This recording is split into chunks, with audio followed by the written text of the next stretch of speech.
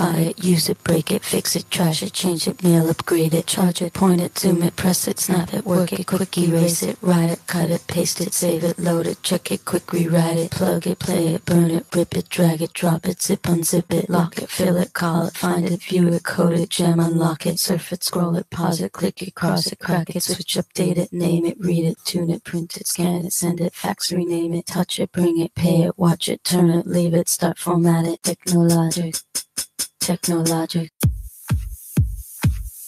Live from studios in Self Hall on the beautiful campus of Jacksonville State University, it's the Hey Techies Show. Now, here are your hosts in chairs that should have been thrown out years ago, Michael, Bruce, and the Guru.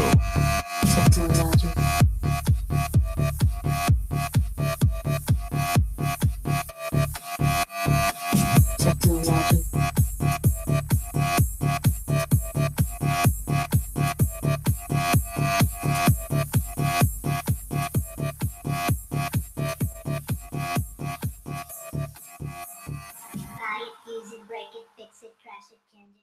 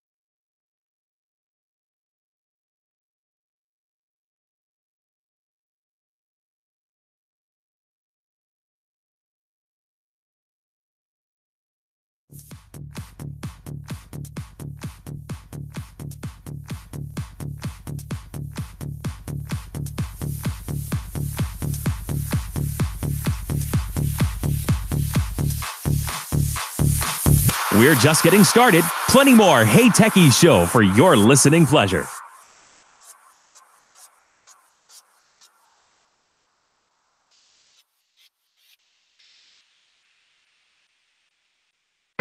The skills you can develop as a soldier in the Army National Guard can give you an edge in the high-tech job market of tomorrow. The Guard offers career training to take advantage of your skills in science, technology, engineering, and math that can help give you a leg up to a high-paying and rewarding STEM profession. Gain practical experience with emerging technology and equipment not found in the civilian world.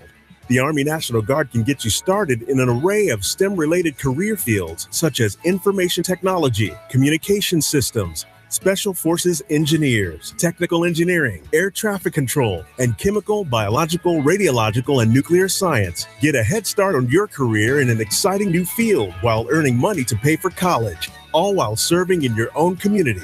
Log on to nationalguard.com or talk to a recruiter in your area to learn about all of the STEM career opportunities available to you in the Army National Guard. Sponsored by the Alabama Army National Guard. Aired by the Alabama Broadcasters Association and this station. This is an Alabama legacy moment. The 375,000 acres that make up the 3 ranger districts of Talladega National Forest were purchased by the federal government in 1936 as part of an effort to restore clear-cut timberlands and farmlands no longer capable of producing crops. The beautiful reserve includes the 102-mile Pinhoti National Trail System and Alabama's highest and second highest points, Mount Cheaha and Duggar Mountain. Sponsored by the Alabama Bicentennial Commission. When a child plays with blocks, the skills of a future engineer, rocket scientist, contractor, and architect are developing. A child on the playground is practicing the skills of a future athlete. When a child creates art, the skills of a future illustrator, author, and artist are being discovered in a first-class pre-K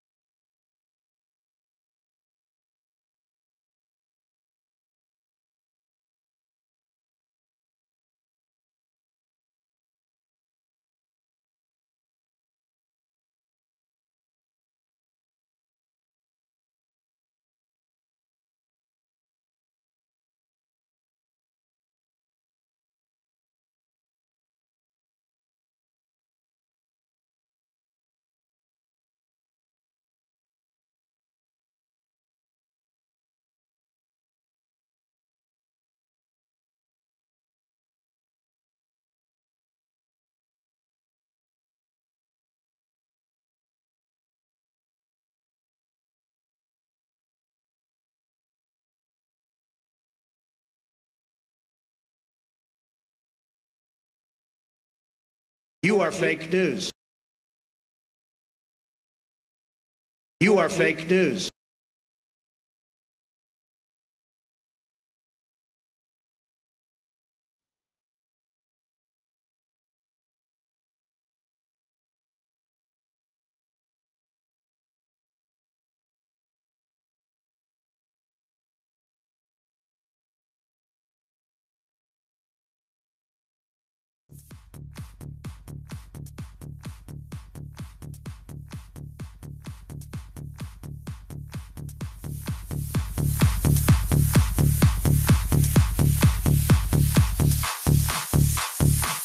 Don't go anywhere. There's more in the queue lined up just for you.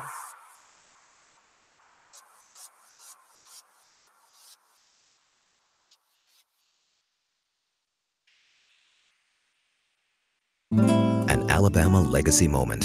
Cheaha Mountain, often called Mount Cheaha, is the highest natural point in Alabama at 2,407 feet above sea level. It is located in north-central Alabama in Cheaha State Park, surrounded by the Talladega National Forest in the foothills of the Appalachian Mountains. This dramatic landscape gets its name from the Creek Indian name for the mountain, Chaha, meaning high place. Sponsored by the Alabama Bicentennial Commission, the ABA, and this When a station. child plays with blocks, the skills of a future engineer, rocket scientist, contractor, and architect are developing. When a child expresses himself with colors, paint, and clay, the skills of a future illustrator, author, and artist are being discovered. A child on the playground is developing the skills of a future athlete. When a child is involved in dramatic play, she's learning the skills of a future doctor, nurse, and veterinarian. In Science Center investigation,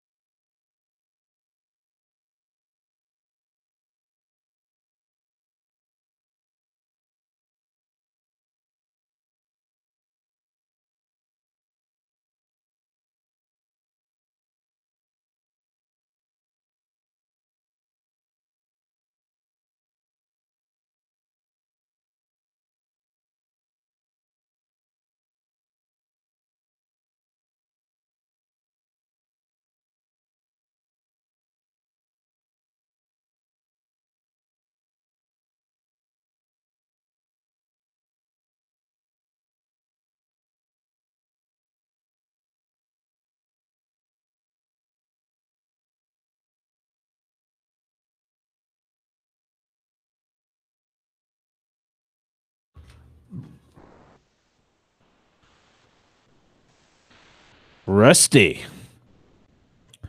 Well, if you're It is enjoying this September. if you're enjoying this on YouTube, Yeah. the audio should be working. You can now. hear us now. Well, apparently no one's joining us. Otherwise, they'd send us an information. You know, maybe like at questions at heytechieshow.com. Which we hey, totally you forgot about. techies, you aren't on. Yeah, we had not pushed a couple buttons on our the channels on this. Still getting adjusted to come in here, just with a couple minutes to go. That is true. Well, that shouldn't happen. That's on me.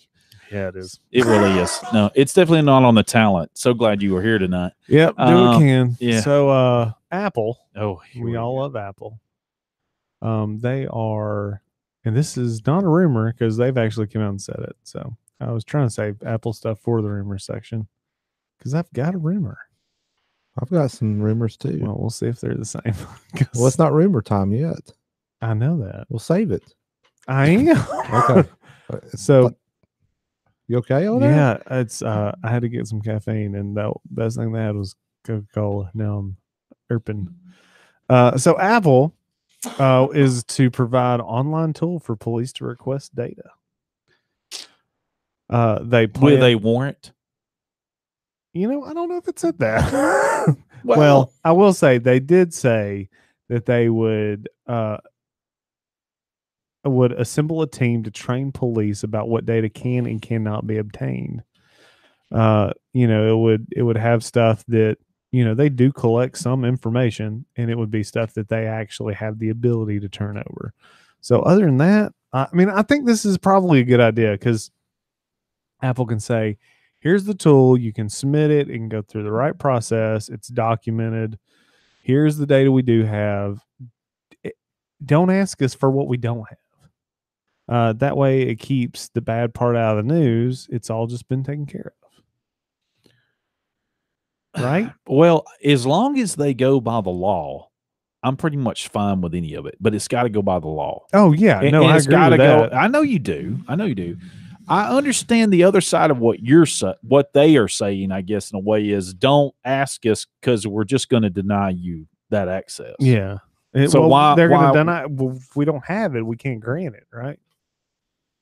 Well, that's true. Yeah. I mean, I can't go open your house. The police can't come to me. I understand and say, they've used that analogy before. We've even played the clips on the show here when this did? we did back. This has been several years ago when this was even being discussed. Was this during the San Bernardino case? Yes. I use that as a discussion board every year in my class, and it's getting time to post that. And there's people that had still to this day never heard of it. Well, I wouldn't be surprised. It amazes me. I can see if they say, "Oh yeah, I forgot about that." Yeah, but some are like, "Never knew this happened." Well, that was like straight up in the news, 24/7 for like a week. Yeah, but that goes back, I think, partly to that everybody is in the now or in the future.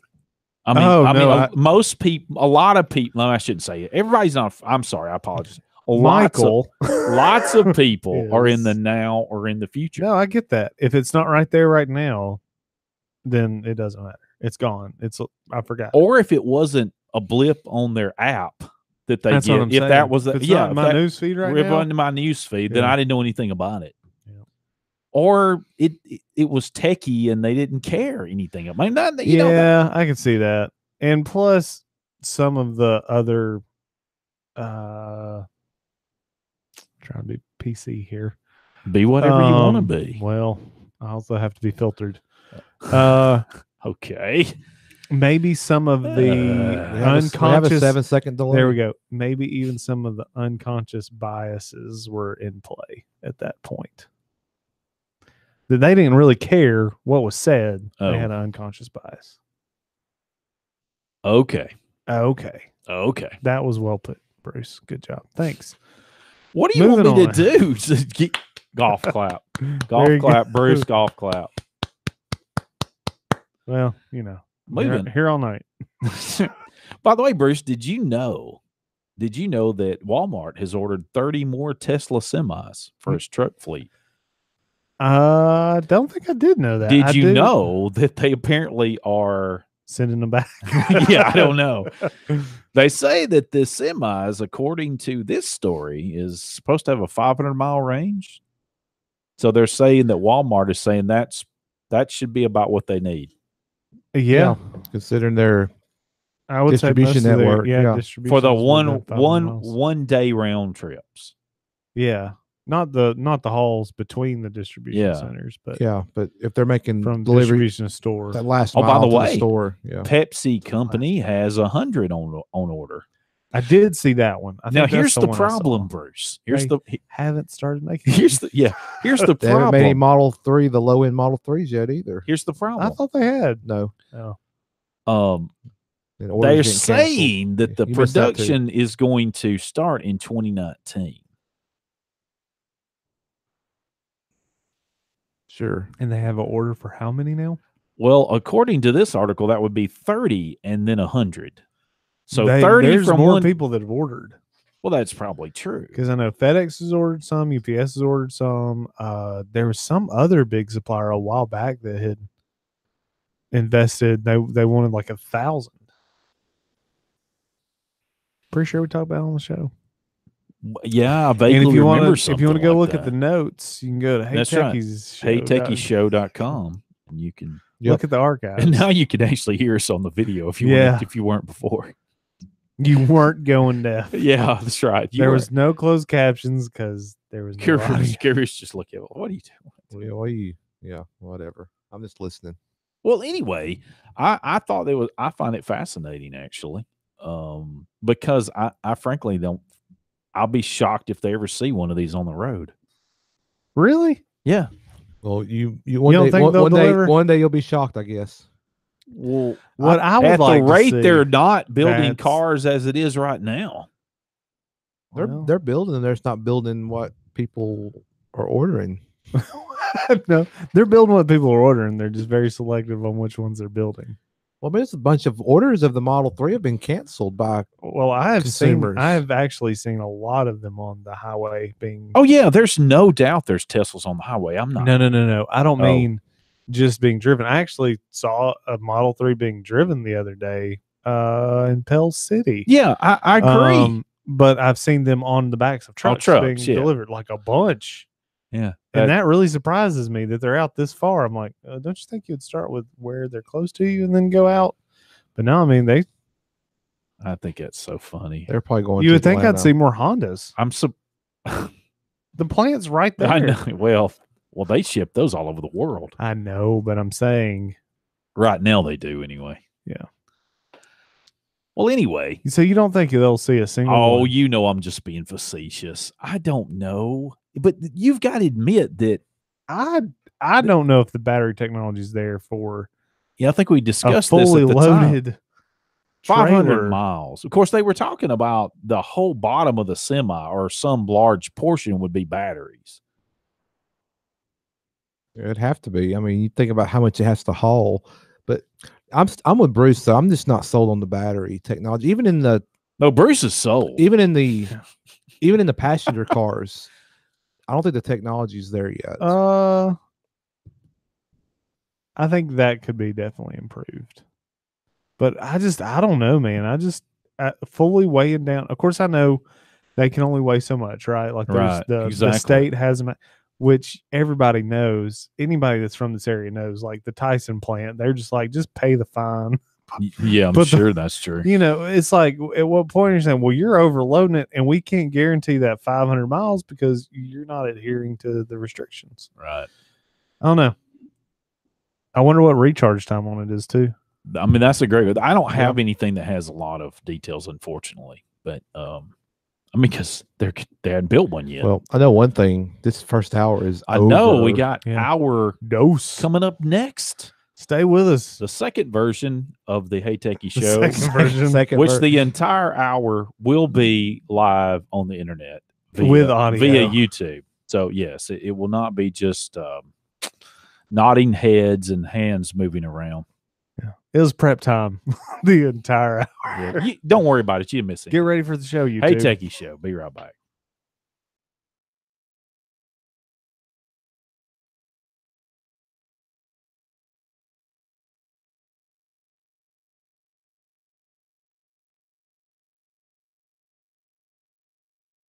Live from NPR News in Washington, I'm Jack Speer.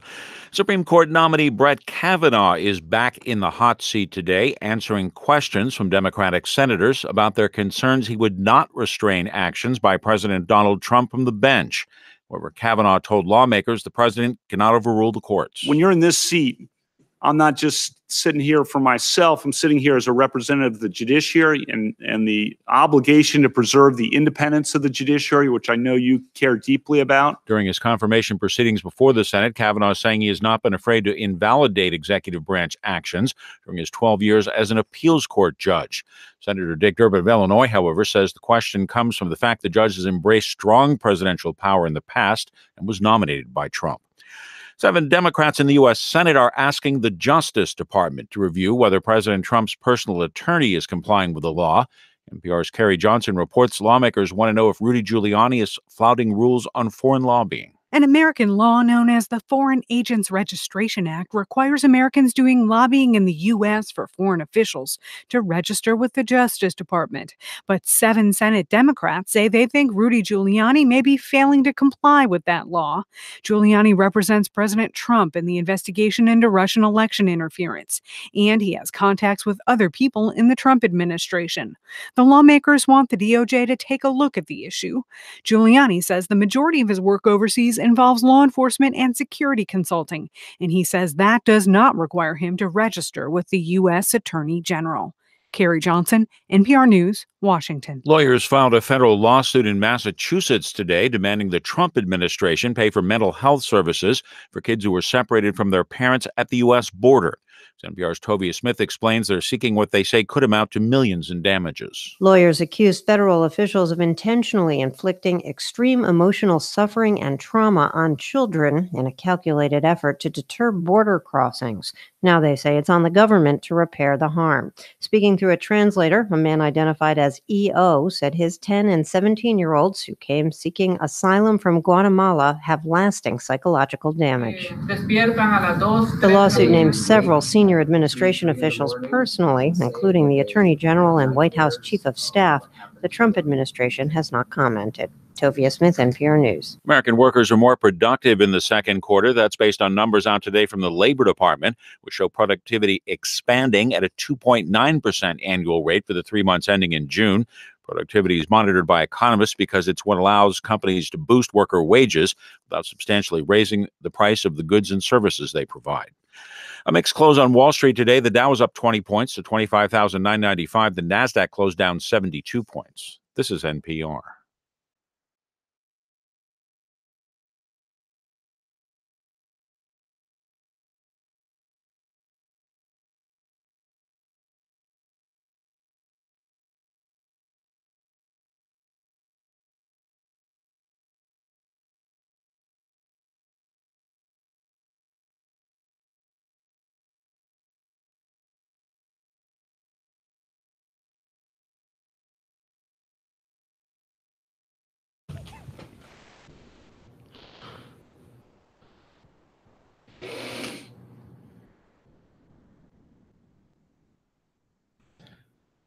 Oh, am I supposed to be on? Is this thing on, Guru? Yes, it's on.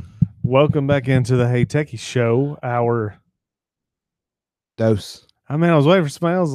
Well, that's normally your line. Yeah, you threw us all off. Well, we're so glad to have you in tonight. If you are here for our dose of the Hey Techies show, we thank you very much for hanging on.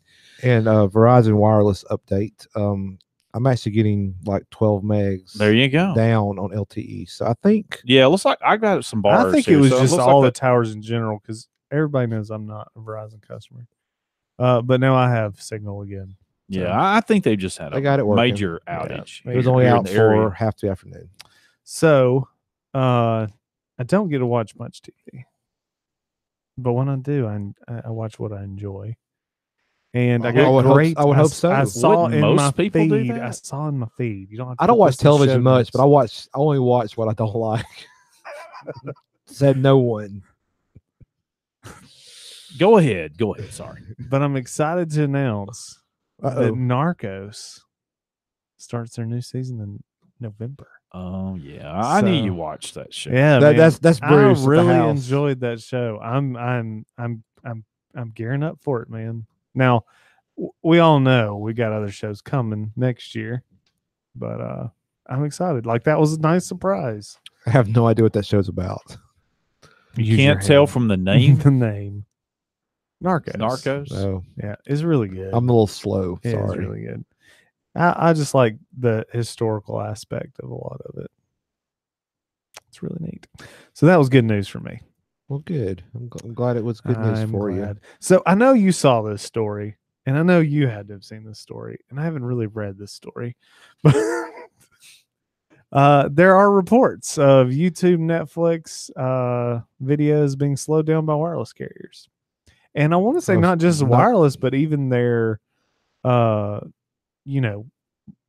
land-based wired home internet service from AT&T and Verizon being the two biggest.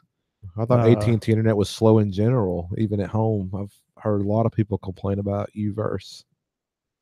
Well, I will say on the flip side of that, I know people that have their wireless service at home, where they live in areas that don't necessarily have where they can get fiber or even DSL, and they seem to be pretty happy with it. Okay. I've never had it personally, but I'm just speaking. I mean, they're not getting 100 megs or anything, but well, of course, I think they're getting enough to watch Netflix and YouTube and all that. But and now the sample size was, it was a pretty good sample size. It wasn't like millions, but there was quite a few thousand reports of them being throttled. And I actually know someone in the area that has AT&T, because you really don't have much choice in this area, to be honest. And they said that they changed their DNS. And that seems to have fixed it. Oh, okay. So that's interesting. They were saying they could not get on YouTube. They're like, could not get better than 480p. Okay, so Saturday morning, cartoons. Yeah, that's true. That used to be the thing. Saturday morning, I have AT&T, and I have 50 meg down, and I could not get diddly squat. Matter of fact, I checked it at one point; it was 11 meg down. Saturday morning, so I said, something's not right. That doesn't. So you called them up. I did not call them up. You got that cheapo internet. I did not call them up. I went and rebooted my router. Yeah, that was provided by AT&T, yes, and it has been up and running for a while. I sometimes I do this at night every now and then, and I took it down and brought it back up, and it took a little while to come back up, but it was back to almost 50, which is what it normally is about. I check it occasionally, and it was actually 50 on fast.com. It was almost 50. Almost 50. And usually it ranges from 35. Usually on fast.com, which that's Netflix check site. You can see how much bandwidth they only do the down. Yeah. Because that's the only thing they're cared about. You might want to, what do you know what brand and model and all that stuff is? No, I mean, I'm just a get that to me. I'm just a simple man. I just want internet. It works. If it don't work, it does work. And if it doesn't, off and on. Well, that does fix things sometimes, believe it or not. But I want to get down to the bottom of the cause. Yeah. The root cause. Give me the model number. I'll see if I can. Just take a picture. Send it to me. Okay. I'll see what I can help. Okay, sweetie pie. Thanks. Thank you very much. No, but seriously, I think sometimes the simplest things are the fix. Many times. It's the simple things in life. Temporary fix. Well, yeah, I guess it could be. I mean, does it need an update? Probably. Yeah, but has it been compromised? Who knows? It is not compromised. Yeah, no, who knows is the correct term. I agree with that, but I don't think so. I mean, you could figure it out. Yeah, I know, but I fixed it. Irrelevant of what you think. Okay. Speaking of fixing stuff, yes, Google wants to fix something. They want to get rid of URLs. You stole my article. I was going to bring that up, and I wanted to talk about this. We're on the same wavelength tonight. I would like to hear more about this. Okay. They really don't have a good answer, do they? Well, this is from Ars Technica, so we'll put the link in the show notes. You can read this at your leisure. But uniform resource locator, which are URLs, URLs. You know, this article talking about the complex structures routinely exploited by bad actors who create phishing sites that are superficially appear to be legitimate, but are in fact malicious. You know, making it appear to be the same name like Amazon.com.net blah blah blah blah blah blah blah just one letter off. That something mistype. you know that's never happened, but I'm being funny. That has happened, unfortunately. But stuff like that, you know, let's see. Sometimes the tricks were simple as creating a long domain name. That's what I just said. It's for this reason that a number of Chrome developers want to come up with something new.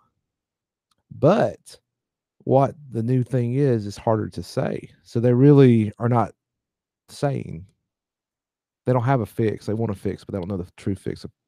Anyway, you know, and this article talks about browsers. They've taken a number of ways to try to tame these URLs. You know, Chrome has had that not secure label if it's not encrypted. And by the way, that's working. And I'll tell you, I got another story. In most browsers, you know, will actually highlight the actual domain name to kind of make it stand out from the rest of the URL. So you know exactly, are you at Amazon.com for real? Right. You know, and then like, let's see, this is talking about Microsoft Edge browser, which nobody uses, has dropped support for URLs with embedded usernames and passwords because their legitimate uses were overwhelmed by malicious ones. Safari, like when you go to URL, but basically until you go up there and click in the actual address bar, it just shows the domain name. That's how Safari handles part of that. I don't like that. I think it's all right. I mean, it's just a way to kind of help with that. But it also goes on to say in 2014, Google did an experiment with more Safari-like URL presentation called Origin Chip. But this effort was abandoned amid complaints and its own set of security concerns. Yeah, Mikey complained about that. This article does go on to say Google is being tight-lipped on its ideas for future URLs and is aware of the enormous uphill task ahead of it. URLs are ubiquitous and major change will inevitably be resisted. For now, Chrome engineers are working to better understand how URLs are used in various contexts before making any recommendation. I mean, I don't know how you get away from not using a URL. I mean, what say you, Bruce?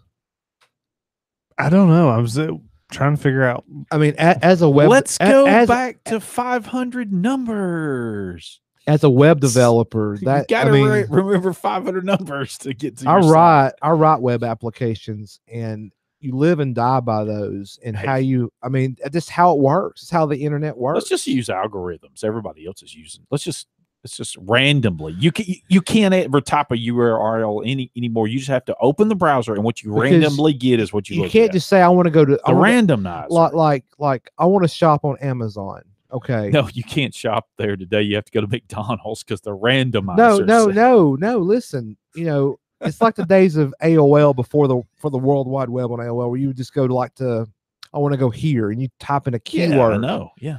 But here's the thing, though. Like, if I want to share with you a specific item on Amazon, what do I send you today? I send you a link. Correct, right. Which is the URL, and it takes you directly to said page on Amazon that shows that item.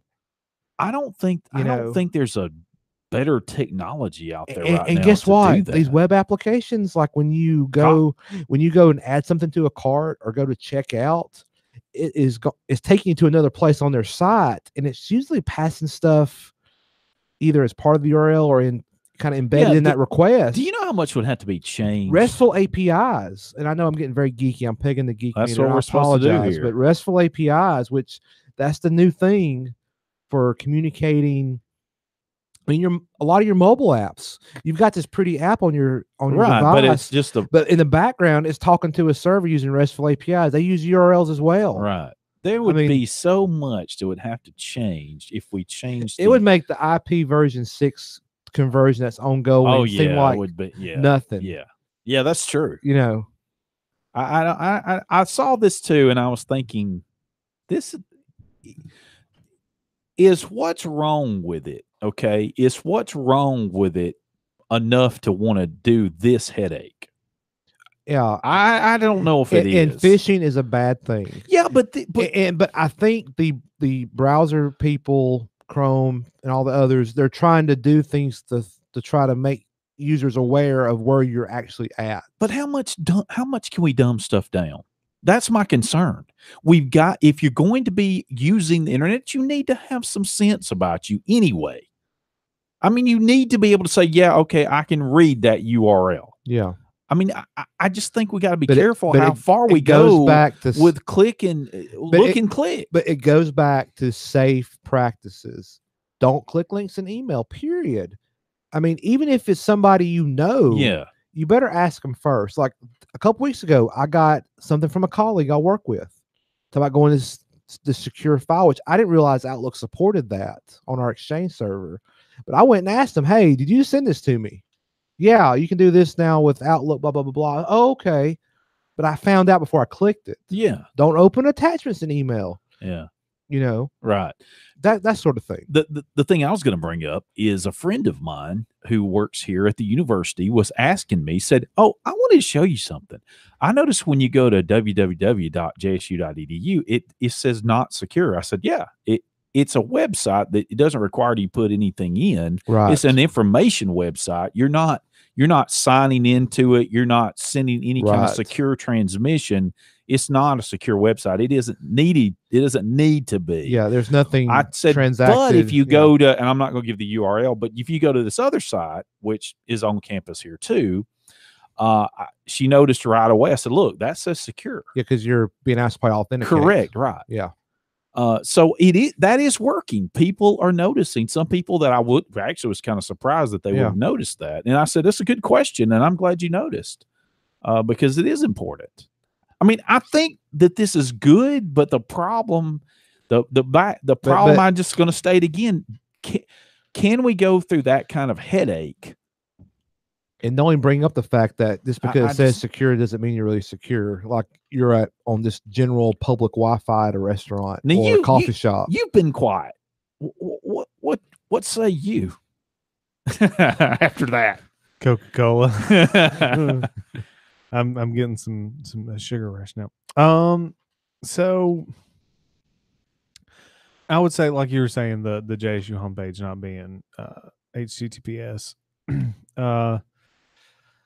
But if you go to Google, it's I guess but you're sending information. You're interacting. I mean, there is a search feature on the homepage, but I can't guarantee JSU doesn't. But like, there's no third-party cookies and any data being collected. I think there is, because actually it comes from Google Analytics. I don't give too much away. But yeah, that's true. But I mean, like, there's some back advertisers and stuff like that. No, right? Yeah, no, there's not any of that. But a lot of there are actually a lot of whether it be done via phishing or social engineering, they are now registering and using HTTPS websites to make you think that it's secure.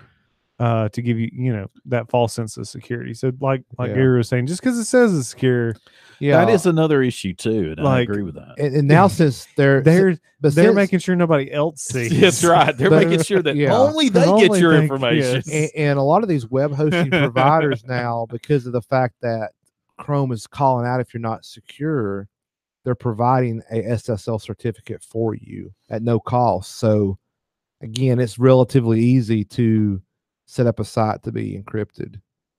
And it's just, and what I mean by encrypted, it's no one can get that information between you and the secure transmission. I know unless there's a man in the middle, and that's a whole nother ball of wax. I know a site that's not encrypted. HeyTechiesShow.com. It's not HTTPS or anything. I'm ashamed to be associated. I got to work on that. Yeah. There's some work needs to be done there. It's just not easy. It's not flipping a switch. I know, and that's been my point. It's not that you're not. We don't have like an online store or anything. We're not selling. I know we don't. No. Yet. No, we don't. No. Well, when the Hey Techie Show returns, we've got rumors coming up. Of course. Wouldn't be a Hey Techie Show without rumors. No, it wouldn't. And, wouldn't be a very good one. And by the way, I have to put this disclaimer up. It's blocked in China. Hey Techie Show. Be right back.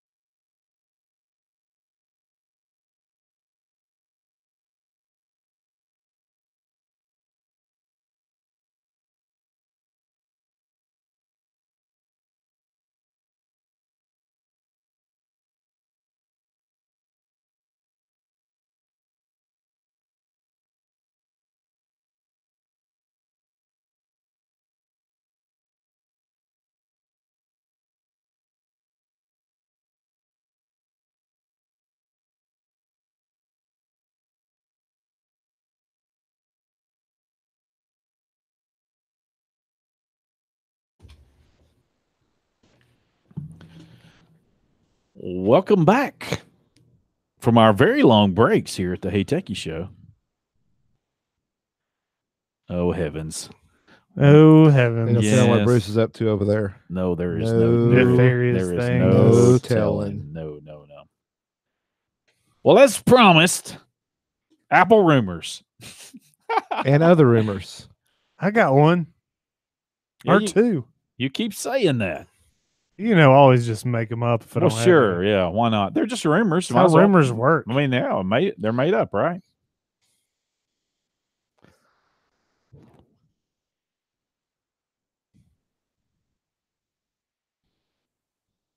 It's very interesting. This first article, the banner had, "We've got your MacBook." No, you don't. I'm not buying one right now. We've got your MacBook. It's a Best Buy ad. It says, "We've got your MacBook." So give it back. No. Yeah. You don't have my MacBook. So I'm not buying one. Get it back from them. I will tell you, the one time I did buy one from them for my wife. Well, the first time, I guess I bought it since then. Of course, I bought the service plan on it. I forget. I think it was the hard drive or something was going bad on it. Dude, they had the thing for 6 months. Seriously? Yes. Wow. I would have lost patience after I lost 6 patience. weeks. Well, they would send it in. I'm like, it's still broke, and they'd send it. Guess what? You're replacing it back now. and forth and back. Well, that's the thing. It should have been covered. So okay. So first rumor. So this is more iPhone rumors. We have an Apple event next week. So we'll Wednesday. We'll be covering that. Be cool if we could cover that live like we talked about, but I just don't know the logistics of that. We'll cover it on the show next week. Anyway, but upcoming plan. The upcoming 6.5-inch iPhone, which is and come to find out, I was reading something that's larger than it's larger than this one, the 8 Plus. But they're going. It could be called iPhone XS Max, and it will XS Max out your credit card. This is the biggest, biggest iPhone ever. No. What? It's the 10S Max, not X. Oh, that's right. Good grief! Dang, what I should you said X. I can't believe you said it. You've corrected me on saying X. I cannot believe it. It's shocking. I'm just not on my A game tonight. What can I say? The 10S Max. Yep, but that's the XS Max. it's in excess. It's the ID 10T. It's in excess in terms of the cost, more than likely. Apple's planning not to use the same Plus labeling as it used on previous iPhones. Was introduced, and Max could potentially be the replacement. So, maximum cost, maximum. These rumors are everywhere on this stuff. This one's the Mini Max. This one's the Beta Max. The Beta Max, yeah. So they're looking at. We talked about pricing last week, so I'm not going to cover it again. But that's mentioned again in this article. I just had a funny thought. What? Are they going to come out with the Maxi Pad? Oh, good grief! Oh no! So we're moving on. Oh my goodness! Moving on here. The next rumor is about the Apple Watch. Let me just mute your mic. The Apple Watch. Go ahead, Gary. I got his mic muted now. So no, that's not right. Anyway, we talked about this last week. The Apple Watch Series 4 is expected to be announced next week. And I think did we mention this on the show about it's going to have a larger screen? I don't think we got into that. Did we not? I don't think we talked about it much. I forget what we covered. We didn't talk about the specifics of that. Well, Apple's upcoming Apple Watch Series 4 will feature larger displays thanks to reduced bezel size. From Information 9 to 5 Mac discovered in a recent watchOS 5 beta. It suggests a 42mm Apple Watch will likely have a screen resolution of 384 by 480. The current 42mm Series 3 has a 312 by 390 resolution. With the higher resolution and increased pixels per inch, the Apple Watch Series 4 apps will be able to display more information at high resolution. It's shown that they have some examples of, it actually will have more, not just bigger, but there'll be more real estate for them for like app developers and stuff. And I was talking to somebody at work today. Like, I just really don't use the apps inside of my Apple Watch. It's primarily just to get notifications and for the fitness features. And sometimes I'll look at the weather on it. Make a phone call. I did that the other day. I did make a phone call on it. I answered a call. How was your experience? There's a long delay when you answer the call to when you actually can start talking. Say hello, hello, hello, and eventually you'll start hearing the other person. It's not the best experience, but I mean, you're talking to somebody on your watch.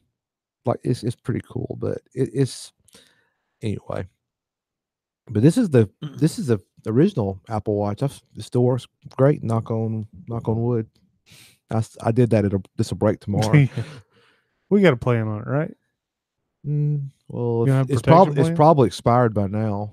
Should have broke it. I think I had to replace it once with the screen scratch before I had a screen protector on it. Okay. But Apple did replace it. I will say that. Okay, next rumor. Apple's 2019 iPhones, not 2019. This is next year. Yeah. Won't adopt fingerprint on display technology. Next year, Michael. Next year. No. You gotta watch. It'll be this year. Apple doesn't plan to return to fingerprint recognition for biometric authentication features with its 2019 iPhone lineup, according to a new note to investors shared this morning by our favorite analyst, Ming-Chi Kuo. Kuo does not expect 2019 iPhones to support fingerprint on display technology, which would allow iPhone to read a fingerprint through the display, doing away with the need for physical home button. I guess I won't be buying that iPhone either. That's what I say to that. I never say never because I'll probably end up having one by then. Anyway, yeah. So is that all your Apple rumors? Yeah. I got one. Uh-oh. Say bye-bye to the lightning cable. Apple is going all in on USB-C. Well, that would be a huge rumor. Well, they're selling. There's another thing I didn't put in for today, but they're Apple now. It's not really a rumor; it's more news. But they've certified made for Apple that M5 made for Apple USB-C to Lightning cables. So third-party manufacturers can produce a USB-C to Lightning cable. Before you couldn't get a certified cable through a third party, you had to buy it through Apple for $19. So take that. Sure. They're going to swap. And it's about time. Next one. I think you're wrong. Is we remember our friend Movie Pass. We hadn't talked about them in a while. Probably the last time you were on the show like 3 weeks ago. Probably. It's usually Mikey that brings them up. Yeah, what about movie? I don't understand what about Movie Pass? Still don't understand. Now's the time to buy stocks. Oh, okay. It's down to 2 cents. Really? Yeah. That's not a rumor. 2 cents me saying now's the time to buy because it's going to go back up. There you go. There's your rumor. I've got another one talking it's about high. It's high. Was it $8,200 or $8,500 at one point? Was the high in October of 2017? $8,225. I don't mean $82. $8,225 was its high. It's down to 2 cents now. Invest away. So I got one more. You remember when that had happened to Kmart, right? It got down to 2 cents, and everybody said, "Oh, it's gonna go under." And then some people said, "I might buy some." And then, like 2 weeks later, it was up to $35, and everybody's like, "Oh my gosh, I should have bought it." Like 100 shares, it would have cost you like $400 or no $200. Yeah, $200. Can't do my math. I'm not good at public math, by the way. But if it went to $30, like wow. Yeah. I'm just saying. Yeah. Now's the time to buy. It's not going to get much lower than 2 cents. It's either going to get 2 cents or it's going to get gone. I was going to say free, but they'll be gone. And they're still taking subscriptions. So buy some stock. Go get a subscription. Do not listen to us for investing advice, please. We are not investment professionals. Hey, I am a financial advisor. I think I can legally say that. Send your complaints to Bruce. You don't have to have any qualifications for that. To be a financial advisor. Again, that's Bruce at heytechieshow.com. Yes, you do. No, you don't. Yeah. Well, whatever. Anyway, I got one more real quick. Yeah. This is sort of rumor. Money manager. I don't know. I'm going to have to look that up. I'm one of those things that you don't need qualifications. Yeah. It's apparently rumor person. Yeah, obviously. So this is a little rumor-esque. So, do y'all use Evernote? No, I actually don't. I know what it is. I know what it is. I tried it once and I really couldn't get into it, so I just said whatever. But it's a productivity app to be able to keep up with notes and stuff. And a coworker of mine, I thought he was still using it, and he dropped it a while back. But they've slashed their premium subscription rate.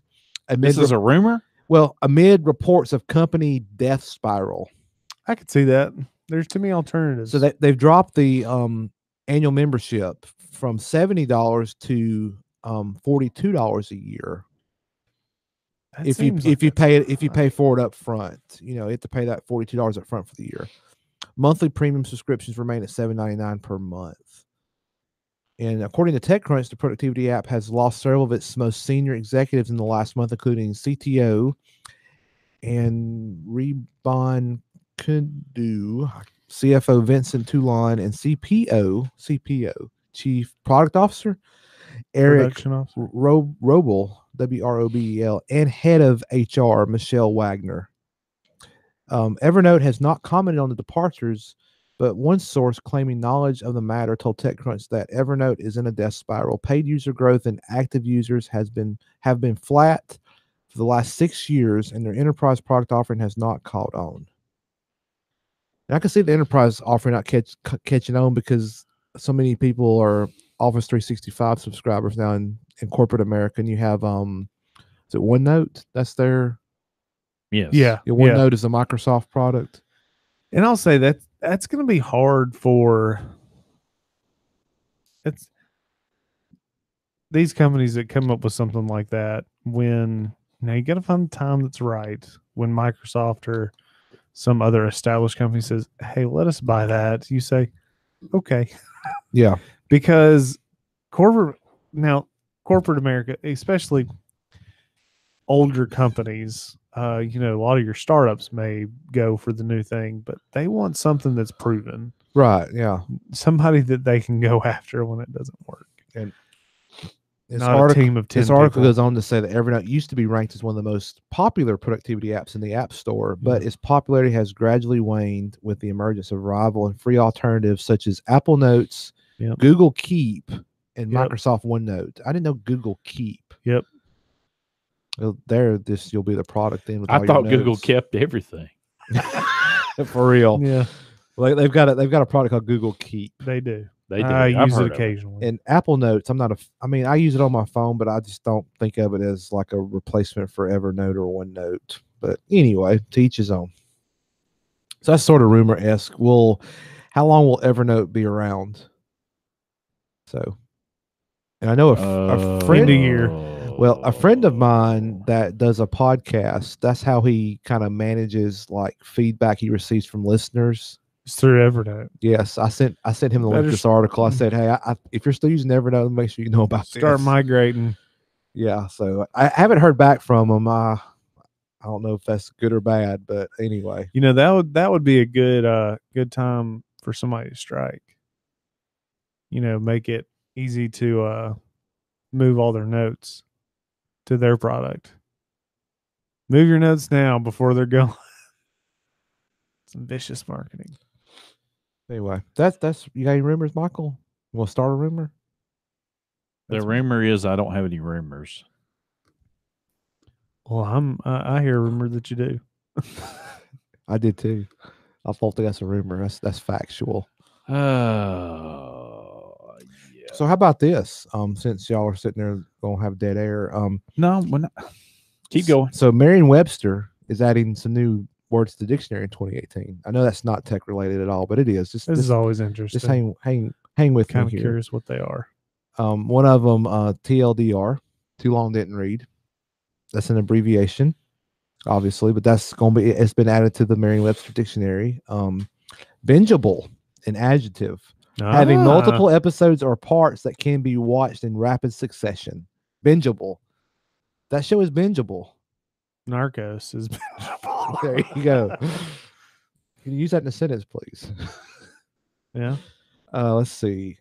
Haptics. That's a good tech term. The use of That wasn't electronically already a word?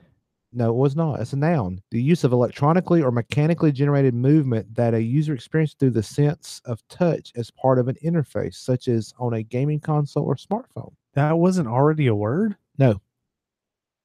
Really? No, it was not. Not in the Merriam-Webster world. Haptics. Man, Force you didn't quit. hear that Hey, force quit. A verb.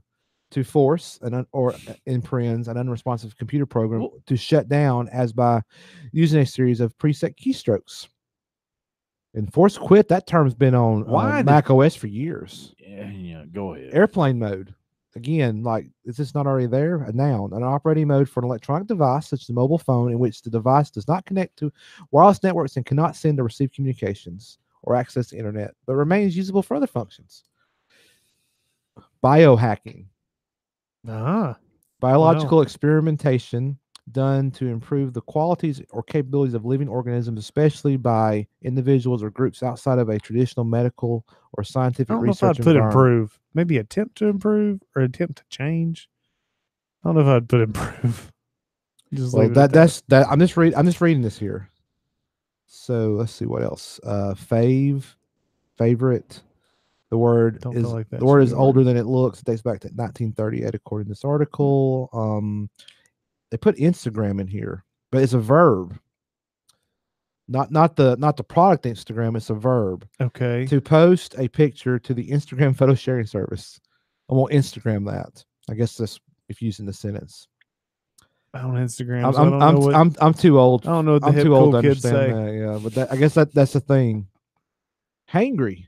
That's not tech related, but irritable or angry because of It hunger. depends on if you're working on a printer, if that's tech related or not. I mean, I'm kind of hangry at times. So let me change subjects. There you go. I just want to throw that in there real quick. Let me ask you this, Guru. Ask me. What version of iOS is the latest right now? 11 dot something. Okay. I don't know. I've got the latest. But on my you know, phone. it's at least it's 11. Yeah. And you knew it was at least 11. Yes. I'll have to say this is pretty impressive. What do you think? What's the percentage of devices that are currently on OS 11? Probably fairly high since it's been out almost a year. I would say at least 70%. What's your guess? I would go a little lower, maybe. No. Apple annoys the crap out of you to put it on there. I'm going to go with 80%. Okay. Now, I will say, like you said, it's been out for what, about a year? Close to a year, because it was about this time last year they announced it. And Pi for Android's maybe been out a month, give or take. Yeah, it depends on your device too, whether or not and you last have time it. I checked, but with Android, like some of these device manufacturers hold it off. And we've talked about this being a problem with Android products, right? I have Pi. And I have Pi. And the thing is too, the Android, not a lot of devices will take the new Android. Yeah, and we are part of the like 0.01%. Like it's a blip. It doesn't even show up on the reports. It's always going to be this way. The There's no current fix to it. adoption rate for iOS 11, and this is, I have to say, this is impressive, is 85% of devices. It's one manufacturer. I know, but still, But you can't compare it. But no, listen. I'm kind of listen, Linda. Listen, I'm kind of stealing this from you, Bruce. I'm sorry. Go ahead. No. Go ahead. Now, No. I just think that is. Let me give my color commentary on this. Okay. So, the products Apple produces iPhones. Sure. They tend to support the latest OS longer. I forget the earliest device that supports iOS 11. I have to go look it up. So I cannot recall. I'm thinking maybe the 5S may still support it. I can't remember. Somebody look that up. We should have interns. Somebody look that up. But anyway, we do. They'll go get it. Apple supports their devices a lot longer They than do. Android devices. Well, yeah. And another thing, which is what I think Bruce is alluding to here, is direct. It goes directly from the manufacturer, Apple, to the consumer. There's no intermediary to hold up it getting pushed to the user's device. Yeah. Compared to Android. Am I correct? You're correct. That's the reason. What's the adoption of Pi? I told you it's like 0.1%. 0.1%. Okay. It may be up to 0.4 Okay, right so iPhone 5S. I was right. I said 5S. And the iPad Mini 2. That Mini 2. That's old. I'm just saying, Google should take notice, because I guarantee you, this phone, probably the next, whatever Q is going to be, probably won't get whatever Q is going to be. You think? And how when was that device first released? That's a great question. That is a great question. I don't know. Let's put it this way. It's been over a year. Let's put it this way. Right. The first one's getting Pi, right? I think so. Yes. I'm going with this will get Q. And guess, do you recall I'm scared to know what that's going to be called. When the Apple 5S was first released, the earliest it was released in the world. The 5S? Yes. Let's see. This is 2018. Oh, wow. This isn't even a year old yet. Yeah. This is 2018. The 5S was released in 2013. 4 years ago. Let me. I was gonna almost 5 years ago. I was gonna minus and carry my 1 and my 2 and figure it out. But you think almost a 5-year-old device still takes the latest version of an operating system compared to it does. You may have a 2-year-old device ish, and it won't take the latest. There's no I think argument. Google only guarantees 2 years. Yeah. So yeah, this will get Q. It'll probably get Q, but I wonder what they'll call Q. No, that's what I said. I'd be afraid to know. Quiche, Quince. Yeah. Okay. I'm out. But I will say this. I said this at the lunch table today. It just, when iOS 12 comes out, don't take the .0. Please, for the love. It will probably be full of bugs because Apple don't know how to test software anymore. And I'll leave it at that. They let us test it for them. And that's my opinion. And I'm sticking to it. Stay with us. Hey, Tech Show.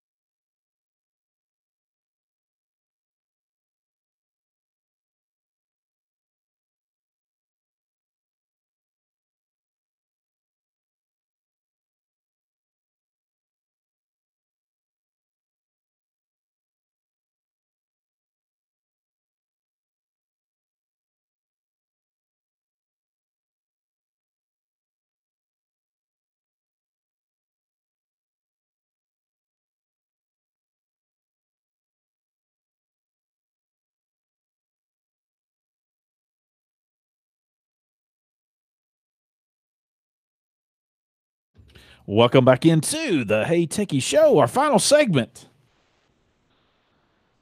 Hey, I found the show notes. Oh, super. Where'd you find them at? On Drive. Oh, Well, okay. why don't you see if you Or can get bored and you might can paste. That's what I'm doing. I appreciate it. By the way, Guru, you and I found this and was telling you a little bit about it. Walmart announces Spark Delivery. Spark Delivery. Yeah. It's Spark? a crowdsourced Uber-like grocery delivery program, says an article from TechSpot. So I may be able to get my groceries delivered to my house. Awesome. From what it looks like, it says Walmart is partnering up with leading delivery logistics platform Bring. That's BRINGG. Bring it. Yeah, bring it on. Bring it on to my house. Spark Delivery, a crowdsourced alternative to ordinary grocery delivery programs, according to this article. It says it is not clear how much Walmart plans to charge for customers to access the Spark.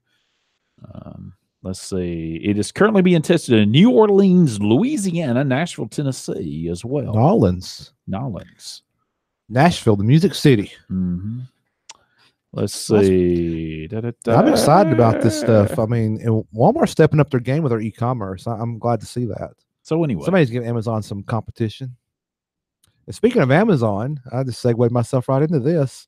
So did you hear this week that Amazon reached $1 trillion in market cap? Yeah, I did. I was actually going to bring that up because since we brought it up about Apple. Yes, the second. Who do you think will be next? I don't know. Well, they're back down, but they're there but for a little bit. they crossed. I know they threshold. did. I know. Let's see. I wonder who the next company is. I'm gonna try to find out real quick. Public corporations by market cap. Yeah, seeing how this is overclock segment. Yeah, ready to go. We're not ready to go. I hit a Wikipedia article. Okay, second quarter 2018, Apple, then Amazon, then Alphabet is number 3. But there's a huge difference between number 2 and number 3 in terms of market cap. I was that would have been my guess, but how far are they? Well, based on this data, this was as of August 3rd. Apple was 909 billion. Amazon was 824 billion, and Alphabet was 774 billion. So they're off by 50 billion behind Amazon based at this point in time when these numbers were taken. Yeah. I'm not sure where they're currently at now. Let's see if I can find out. Man, that's insane. A lot of money. This is a lot of money. Let's see. This is how the market cap for Alphabet. Where's it at? I Googled it, but it didn't tell me. It's your own company, Google. Come on. Bang it. What now? What are you asking? I said market cap of Alphabet, and it gives me like the stock price, but like I want to see. I don't see market cap. Open how? Oh, there's market cap. 819 billion today. So they're not far. Well, let's see. Market cap of Amazon right now. Let's see what it's back. 955 is Amazon today. So they're still they've kind of there's a little more stretch between them, but I mean anything can happen. Well, yeah, anything can. Yeah, we become super, rock stars or something next week. Whatever. The chance of that's pretty low, but that's very low. But let's see, what else did I have? I said I had 2 more things. Microsoft wants confirmation that helping politicians not get hacked isn't an illegal campaign contribution. Oh, that's a good. Huh? How about that? Yeah. How about that? I mean, it's an odd question, but that's covering your bases. Yeah. How do you say, well, we're providing more of one service to one than the other? For instance, Microsoft has now asked the FEC for advisory committee to state that offering its enhanced security features known as Account Guard to any political campaign won't be deemed as an unfair campaign contribution. Oh, that is interesting. That's from Tech Dirt, by the way. Well, I got 2 things real quick. Okay. So this one's kind of sad. Y'all remember the Fukushima yes. Nuclear plant in Japan that had the tsunami wave hit it and the meltdown of the 2 reactors. Yep.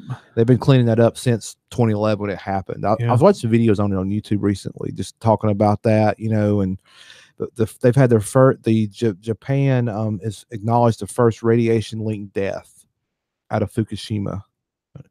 It was the person was in his 50s, and they were in charge of measuring radiation at the Fukushima #1 plant shortly after its meltdown.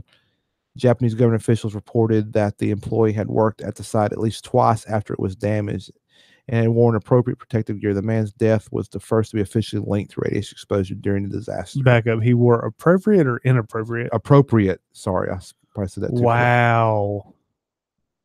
And only been there twice. Yes. I wonder how long he was there. And the man had worked in nuclear plants since the 80s. He was diagnosed with lung cancer in 2016, according to this article from Ars Technica. So that's sad. I know and that they're going to be cleaning up. They're saying, like, you know, it's going to, I mean, it could be the rest of our lifetimes. I mean, they're trying to decommission the plants, those two reactors they did decommission the whole plant, but especially the two reactors that were damaged. But that's the only way they can clean it up is to decommission and get all the, you know, fuel out of there. It's just taking, and then water's leaking out. I mean, it's a bad situation. And those folks, I mean, you think you're safe. Yeah. You know, and obviously this person didn't. Man. You know. That's tough. But let's change the subject though real quick. I know we're getting towards the end of the show here, but it's been 20 years since Windows 98 was released.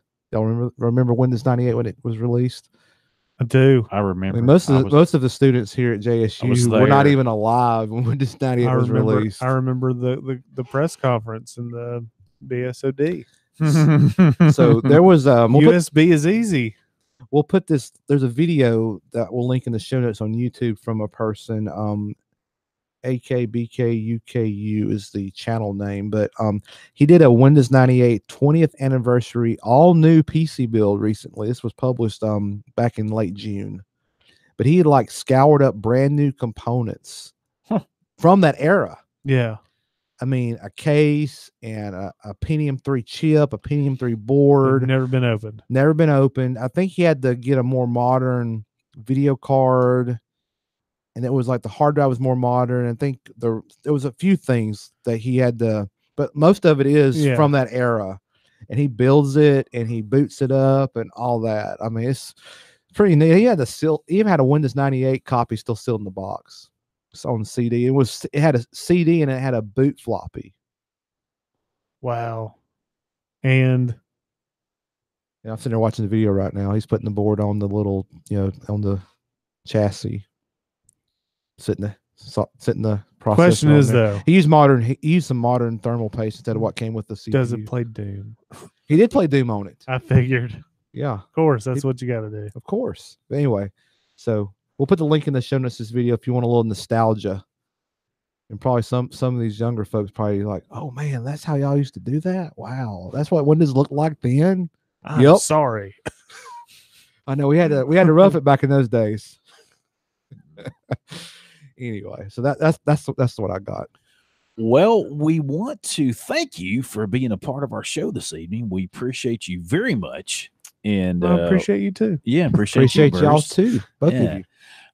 From all of us to all of you, we hope you have a fabulous weekend.